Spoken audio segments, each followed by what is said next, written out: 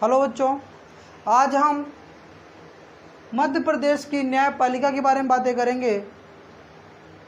मध्य प्रदेश की न्यायपालिका अर्थात उच्च न्यायालय के बारे में बातें करेंगे। जैसा कि आपको पता ही है, हमारे भारत देश में किसी भी आपराधिक मामलों के न्याय के लिए न्यायपालिका का गठन किया गया है। केंद्र स्तर पर हम देखें तो सुप्रीम कोर्ट की स्थापना कर दी गई है और राज्यों में उच्च न्यायालय की स्थापना की गई है। हमारे भारतीय संविधान के अनुसार यह निर्णय किया गया है कि प्रत्येक राज्यों में उच्च न्यायालय होंगे। ठीक है। और आपको पता होगा, भारत में ही पहला सुप्रीम कोर्ट की स्थापना सन 1774 में कोलकाता में की गई थी। ठीक है। मध्य प्रदेश की न्यायपालिका के बारे में हम बातें करेंगे। न्यायपालिका क्या होती है, क्यों होती है। ठीक है। हमारे भारतीय संविधान के अनुच्छेद 214 में ये बताया गया है कि प्रत्येक राज्यों में न्यायपालिका होगी। ठीक है। लेकिन भारत में 28 राज्य हैं, तो क्या 28 राज्यों में न्यायपालिका 28 होंगी? नहीं। ये बताया गया है कि हमारी पब्लिक जनता के अनुसार 2 या 2 से अधिक एक राज्यों में या 2 या 2 से राज्यों में एक न्यायपालिका हो सकती है। ठीक है।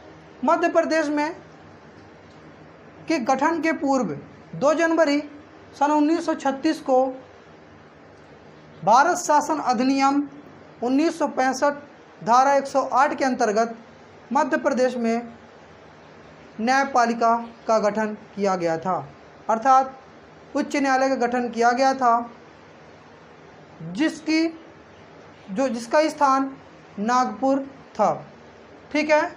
और उसके साथ ही जब मध्य प्रदेश का गठन कर यह किया गया सन 1956 में, ध्यान रखिएगा, मध्य प्रदेश गठन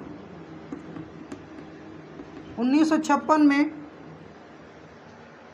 के साथ ही मध्य प्रदेश में उच्च न्यायालय को नागपुर से स्थानांतरण करके जबलपुर बना दिया गया। ध्यान रखिएगा, जबलपुर में जो उच्च न्यायालय का भवन है,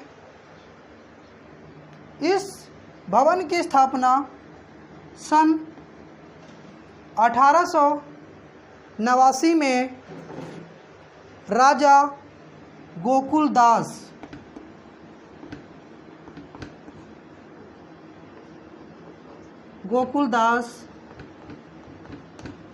के द्वारा की गई थी। ध्यान रखिए बच्चों, इसके साथ ही जो इसके वास्तुकार थे, उच्च न्यायालय के वास्तुकार थे, उनका नाम हेनरी इरविन। जो उच्च न्यायालय भवन के वास्तुकार थे, हेनरी इरविन थे।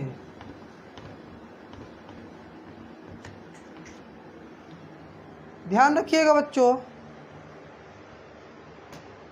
जो मध्य प्रदेश की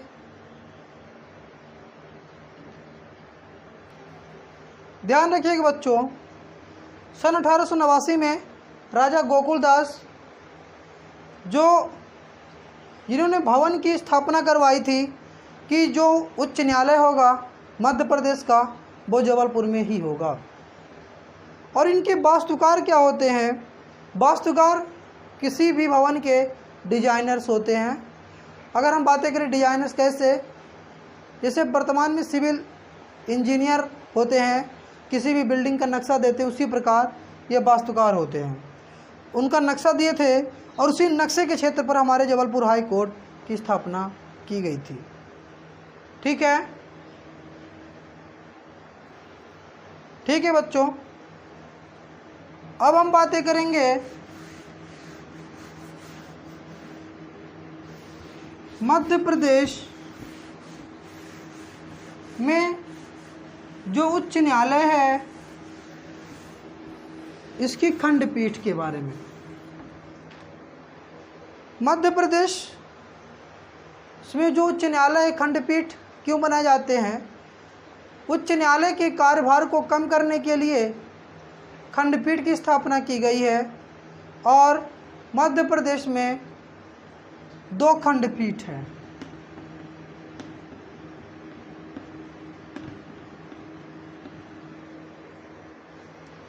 अट्ठाईस नवंबर सन 1968 को 28 नवंबर सन 1968 को मध्य प्रदेश में 2 खंडपीठों का गठन किया गया। ध्यान रखिएगा, ये खंडपीठ इंदौर,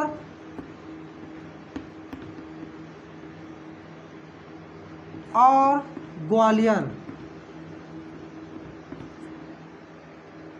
ग्वालियर को बनाया गया। ठीक है, जो कि मध्य प्रदेश की तीसरी खंडपीठ है, जो कि प्रस्तावित है भोपाल। कुछ दिनों बाद वो भी कार्यरत हो जाएगी। जो मध्य प्रदेश में मुख्य न्यायाधीश होते हैं किसी भी राज्य में, ये तो हमारे कॉन्स्टिट्यूशन में क्लियर ही नहीं है कितने न्यायाधीश होंगे, लेकिन मध्य प्रदेश में जो न्यायाधीश हैं, न्यायाधीशों की संख्या वर्तमान में 36 है। ध्यान रखिएगा।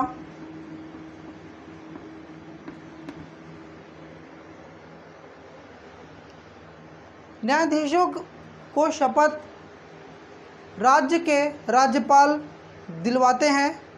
ध्यान रखिए, इनमें जो मुख्य न्यायाधीश हैं वर्तमान में वो अजय कुमार मित्तल जी हैं। ध्यान रखिएगा,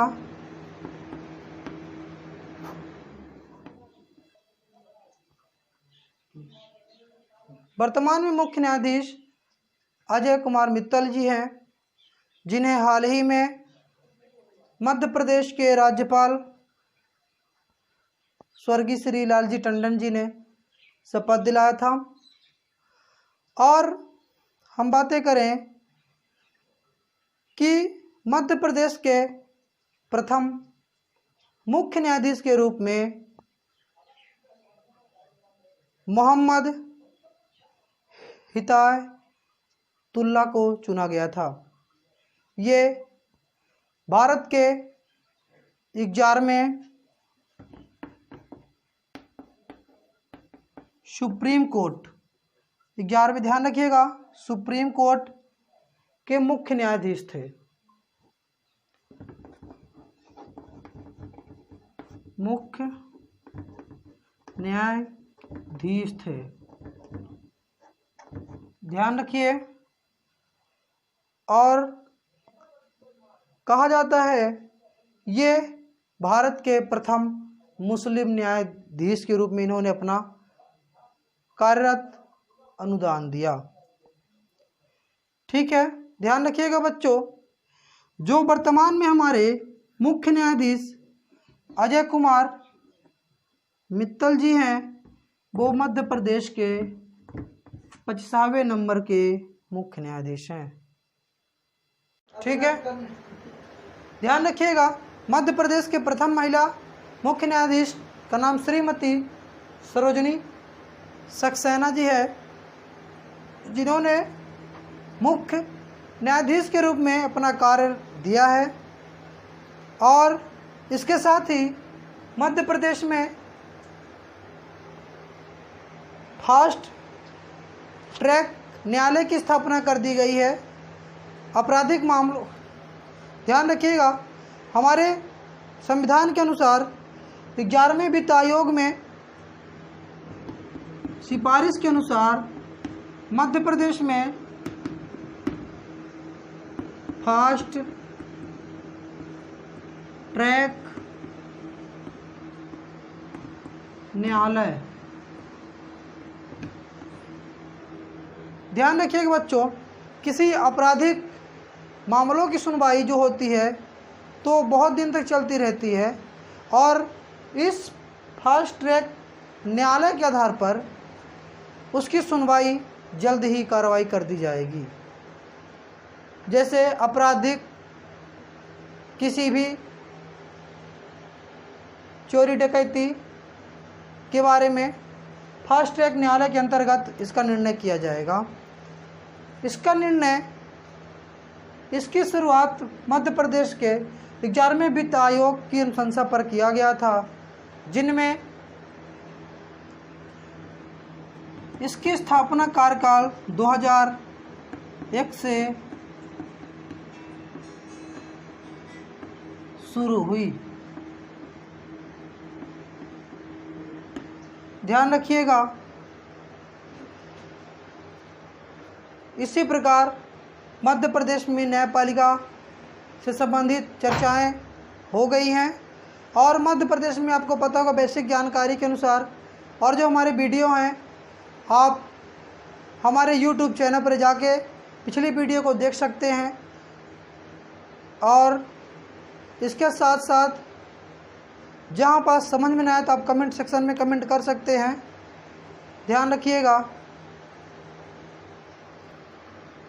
यदि आप कुछ करना चाहते हैं, कुछ अपने माँ बाप के लिए करना चाहते हैं, ज़िंदगी में कुछ बनना चाहते हैं, तो हमारे वीडियो को ज़रूर एक बार देखें।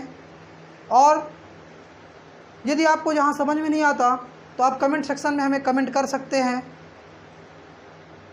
यदि अच्छा लगे तो आप वीडियो को लाइक भी कर सकते हैं। ठीक है, इसी के साथ साथ बहुत बहुत धन्यवाद। अगर हम एक और बातें करना चाहते हैं